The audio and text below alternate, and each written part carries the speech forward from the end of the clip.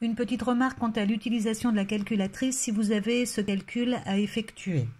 Alors, deux possibilités. Ou vous êtes en mode ligne avec la calculatrice, et dans ce cas-là, il ne faut pas oublier de rajouter des parenthèses.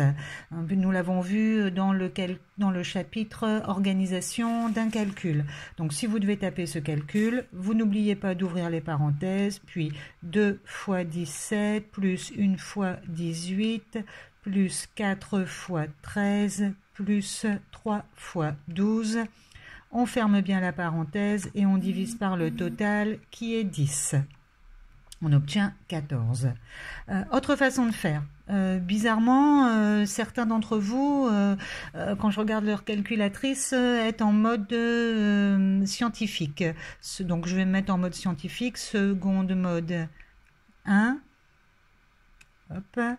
Et voilà comment vous allez devoir faire pour taper votre calcul. Vous allez pouvoir utiliser cette touche. Hop, et vous rentrez au numérateur le calcul, 2 fois 17 plus 1 fois 18 plus 4 fois 13 plus 3 fois 12. Et on se met sur 10. Exécute. Voilà. La deuxième façon. Ici, on trouve exactement 14.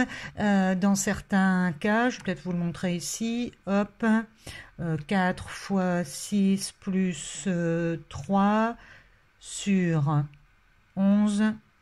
Hop, on se retrouve avec un résultat sous la forme d'une fraction. Donc je pense que vous le savez, hein, vous appuyez sur la touche SD pour avoir le quotient décimal qui apparaît. Ici, le quotient d'ailleurs n'est pas exact.